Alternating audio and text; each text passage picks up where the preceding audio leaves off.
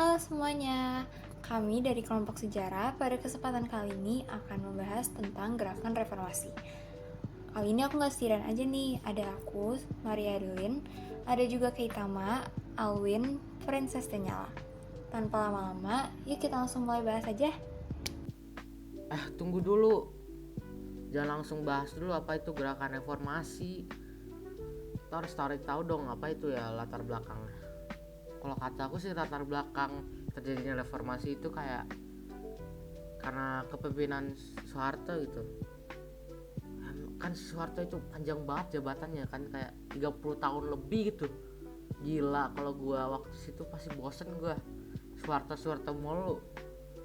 Ya memang sih dia bagus waktu saat itu, ya kan, dia memang dibilang bapak pembangunan kan.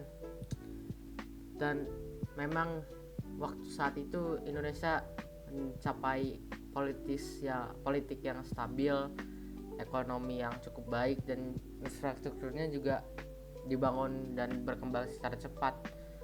Tapi dibalik semua keberhasilan itu, Bapak Soeharto melakukan banyak sekali korupsi, kolusi, dan nepotisme juga, ya kan, mana kekayaan dan kekuasaan hanya sekeliling dengan pemerintah dia, cuman berpusat gitu lah ya, sentralistik.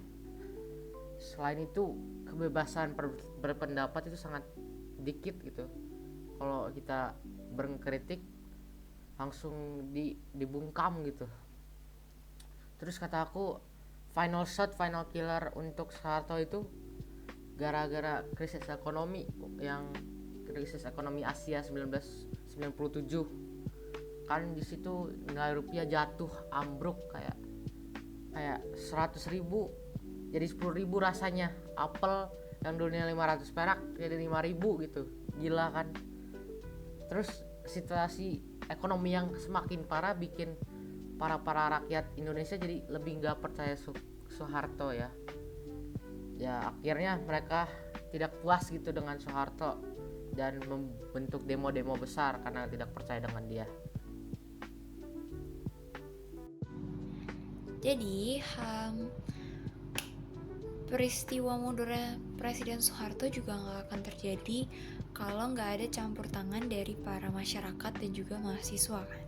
Jadi di sini aku bakal kasih tahu mungkin penjelasan singkat atau mungkin detail-detail dikit aksi-aksi apa sih yang dilakukan oleh para mahasiswa dan masyarakat selama peristiwa Mei tahun 1998 tersebut.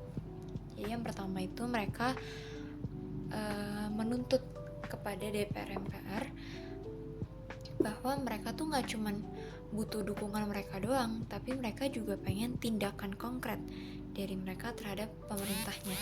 Jadi mereka pun mengepung gedung dan juga mengajukan berbagai tuntutan kepada wakil rakyat. Terus mereka juga ngelakuin aksi namanya mogok makan.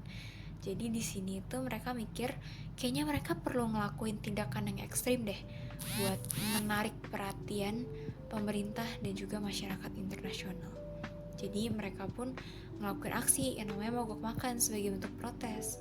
Aksi ini pun dilihat sebagai bentuk dramatik atau caper lah ya istilahnya, untuk menunjukkan keteguhan mereka dalam tuntutan perubahan dan situasinya saat itu. Terus mereka juga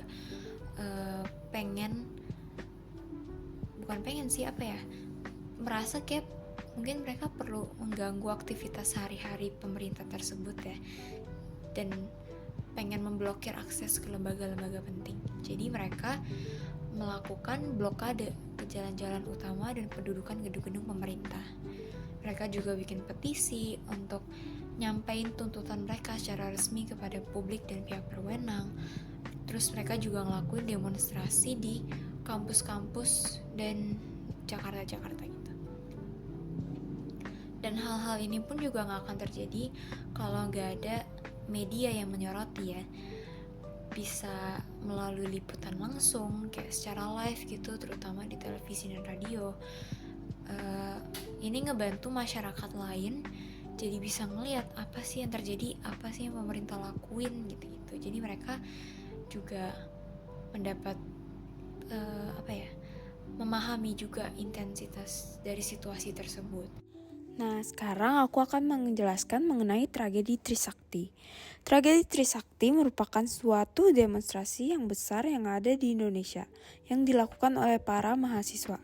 Tragedi ini didasari dengan goyahnya situasi di Indonesia dari segala aspek, mulai dari krisis ekonomi, krisis politik, krisis kepercayaan, dan krisis hukum. Akibat krisis tersebut, para mahasiswa melakukan demonstrasi untuk menuntut Presiden Soeharto agar segera mundur diri dari jabatannya. Tragedi Trisakti terjadi di Universitas Trisakti Jakarta, Indonesia pada 12 Mei 1998. Dalam sebuah demonstrasi yang menuntut pengunduran diri Presiden Soeharto, peristiwa ini memakan banyak korban. Selanjutnya, aku akan membahas mengenai mundurnya Presiden Soeharto pada 21 Mei 1998 yang dilatar belakangi oleh ketidakstabilan dalam negeri Indonesia setelah terjadi berbagai kerusuhan yang menginginkan Soeharto turun dari jabatannya. Kerusuhan tersebut merupakan bagian dari gerakan reformasi 1998. Jadi, pada 10 Maret 1998, di tengah krisis ekonomi dan moneter, Soeharto kembali terpilih sebagai Presiden RI periode 1998 sampai 2003 dengan B.J. Habibie sebagai wakilnya. Pernyataan ini tentunya membuat aksi massa semakin luas dan puncaknya pada 12 Mei 1998, yang mana terdapat 4 siswa yang menjadi korban senjata tajam saat mereka mengikuti aksi damai. Tragedi ini menyulut amarah masyarakat di Indonesia. Jadi pada 18 Mei 1998, mahasiswa mendesak MPR DPR Harmoko untuk menuntut Presiden Soeharto agar mundur dari jabatannya. Akibat desakan para mahasiswa, Presiden Soeharto pada 21 Mei 1998, sekitar pukul 9 waktu Indonesia Barat, menyatakan berhenti dari jabatan sebagai Presiden RI dan digantikan oleh Wakil Presiden B.J. Habibie. Nah, setelah Soeharto turun jabatan, Indonesia kan berubah drastis banget. Media yang dulunya dikekang sekarang bebas memberitakan apa saja, bisa mengkritik presiden gitu, dan pemilu juga jadi lebih adil dan terbuka sehingga rakyat juga bisa memilih langsung presiden. Selain itu, pemerintah daerah juga lebih banyak kekuasaannya untuk mengatur wilayah, bisa kasih ide untuk wilayahnya apa, cara dia lah yang sebelumnya dulunya berpusat kepada Bapak Soeharto, sekarang sudah ya lebih bebas, lebih ke semuanya, nggak satu orang doang gitu. Nah, perubahan-perubahan ini membuat Indonesia jadi lebih demokratis dan transparan ya.